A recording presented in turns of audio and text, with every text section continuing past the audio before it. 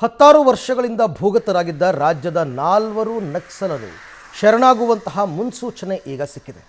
ಶರಣಾಗತಿಯಾಗ್ತಾ ಇರತಕ್ಕಂಥ 4ರಲ್ಲಿ ನಕ್ಸಲ್ ನಾಯಕಿ ದಕ್ಷಿಣ ಕನ್ನಡ ಜಿಲ್ಲೆಯ ಬೆಳ್ತಂಗಡಿ ತಾಲೂಕಿನ ಕುತ್ಲೂರಿನ ಸುಂದರಿ ಕೂಡ ಸೇರಿದ್ದಾರೆ. ನಕ್ಸಲ್ ಆಗಿದ್ದ ತಮ್ಮ ವಸಂತ ಎನ್ಕೌಂಟರ್ನಲ್ಲಿ ಸಾವನ್ನಪ್ಪಿದ್ದರಿಂದ ಆತಂಕದಲ್ಲಿದ್ದ ಮನೆಯವರಿಗೆ ಇದೀಗ ಸುಂದರಿ ಜೀವಂತವಾಗಿ ಮನೆಗೆ ಬರ್ತಾ ಇದ್ದಾರೆ ಅನ್ನೋ ಸುದ್ದಿ ಸಂತಸವನ್ನು ತಂದಿದೆ. ಸುಂದರಿ ಮನೆಯವರ ಜೊತೆ ನಮ್ಮ ಪ್ರತಿನಿಧಿ ಸುಖಪಾಲ್ ನಡೆಸಿರ್ತಕ್ಕಂಥ ಒಂದು ಚಿಟ್ಚಾಟ್ ಇದೆ ನೋಡಿ.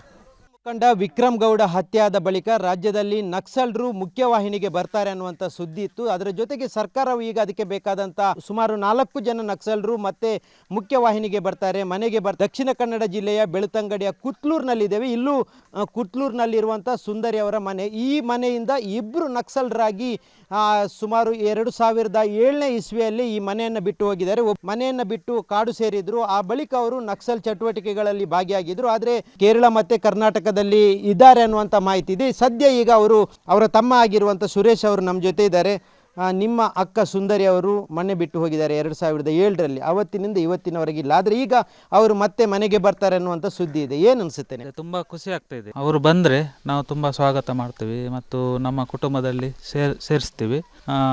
ಯಾವುದೇ ಇದು ನಮಗೆ ನಕ್ಸಲ್ ಪಟ್ಟಿ ಅಕ್ಕನಿಗೆ ಇದೆ ಅಂತೇಳಿ ನಾವು ತೋರಿಸಲ್ಲ. ಯಾಕಂದರೆ ನಮ್ಮ ಕುಟುಂಬದವರೇ, ಸ್ವಂತಕ್ಕಾಗಿ ಹೋಗಿಲ್ಲ ಅವರು. ಹಾಗಾಗಿ ಇವಾಗ ಅವರು ಶರಣಾಗತಿ ಆದರೆ ನಾವು ಕುಟುಂಬ ಥರನೇ ನೋಡ್ಕೊಳ್ತೀವಿ. ಮಗಳು ಸುಂದರಿ ನಕ್ಸಲ್ ಆದ, ಕಿರಿಯ ಮಗ ವಸಂತ ನಕ್ಸಲ್ ಆದ. ಯಾಕೆ ಈ ಮನೆಯಿಂದ 2 ನಕ್ಸಲರಾಗಿ ಕಾಡ್ನತ್ತ ಹೋದ್ರು ಅಂತ ಅವಾಗ ಗೊತ್ತೇ ಇಲ್ಲ, ಯಾರಿಗೂ ಗೊತ್ತಿಲ್ಲ. ಹೋರಾಟ ಅಂತಿತ್ತು. ಹೋರಾಟ ನಾಯಕತ್ವ ಕೊಟ್ಟವರು ವಸಂತ್, ತುಂಬಾ ನಾಯಕತ್ವ ಕೊಟ್ಟವರು. ಇಲ್ಲಿಗೆ ಅಂದ್ರೆ ಪೂರ್ತಿ 1-2-3 ವರ್ಷ ಅವರು ನಾಯಕತ್ವ ಕೊಟ್ಟವರು. ಆನಂತರ ಅವರು ಕೇಸ್ ಆದ್ಮೇಲೆ ಅವರು ಭೂಗತರಾಗ್ತಾ ಹೋದ್ರು. ಅವರು ಅಂದ್ರೆ ನಮಗೆ ಅಷ್ಟು ಸಂಪರ್ಕಕ್ಕೆ ಮನೆಗೆ ಸಿಕ್ಕಿಲ್ಲದ ಹಾಗೆ ಆಗ್ತಾ ಹೋದ್ರು. ವಸಂತ ನಕ್ಸಲ್ ಆಗಿದ್ದಾರೆ ಅನ್ನುವಂಥದ್ದು ಪೊಲೀಸರಿಗೆ ಪೂರ್ತಿ ಮಾಹಿತಿ ಸಿಕ್ಕಿದ ಮೇಲೆ ಇವಾಗಾದರೆ ಪ್ರೆಸ್ ಮತ್ತು ಮೀಡಿಯಾದವರು ಸ್ವಲ್ಪ ನಮಗೆ ಸಂಪರ್ಕದಲ್ಲಿದೆ. ಮೊದಲು ಯಾರು ಇದ್ದಿಲ್ಲ. ಹಾಗಾಗಿ ತುಂಬ ಗಲಿಬಿಲಿಯಾಗಿ ಅವ್ರಿಗೆ ಏನು ಮಾಡಬೇಕು, ಇಲ್ಲಿ ಉಳಿಬೇಕಾ ಇಲ್ವಾ, ಯಾರೊಟ್ಟಿಗೆ ಹೋಗಬೇಕು ಅನ್ನುವಂಥದ್ದು ಗೊತ್ತಾಗಿಲ್ಲ. ಅವರು ಆಟೋಮೆಟಿಕಲಿಯಾಗಿ ವಸಂತ ಥರನೇ ಭೂಗತರಾಗಿ ಹೋದರು. ಆ ಸಂದರ್ಭದಲ್ಲಿ ನಿಮ್ಮ ಮನೆಯಿಂದ 2 ನಕ್ಸಲರಾಗಿದ್ದಾರೆ. ಹಾಗಾಗಿ ಪೊಲೀಸರು ಬರ್ತಾ ಇದ್ರ? ತುಂಬ ಕಿರುಕುಳ ಇತ್ತು ಪೊಲೀಸ್ನವ್ರದ್ದು ಅಂತೂ.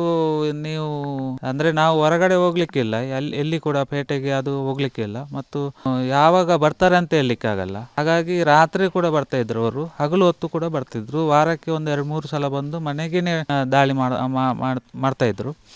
ಮುಖ್ಯವಾಗಿ ನಮ್ಮ ವಸ್ತುಗಳನ್ನೆಲ್ಲ ಒಳಗೆ ಹೋಗಿ ಚೆಲ್ಲಾಪಿಲ್ಲಿ ಬಿಸಾಡಿ ಏನು ಸಿಗ್ತದೆ ಅನ್ನುವಂಥದ್ದು ನೋಡ್ತಾ ಇದ್ರು. ಮತ್ತೆ ಆ ಥರ ಆದಾಗ ಅವರು ಸ್ವಲ್ಪ ಭೂಗತರಾಗಿ ಅವರು ಮನೆಗೆ ಅವರ ಹೆಣ ಬಂತು. ಆ ಸಂದರ್ಭದನ್ನು ನೆನಪಿಸೋದಾದರೆ, ಹಾಗಾಗಿ ಹೋರಾಟದ ಮನೋಭಾವ ಇದ್ದಿದ್ದರಿಂದ ನಾವು ಅವರ ಕೆಲಸವನ್ನು ನಾವು ಪೂರ್ತಿ ಮಾಡ್ಕೊಂಡಿದ್ವಿ.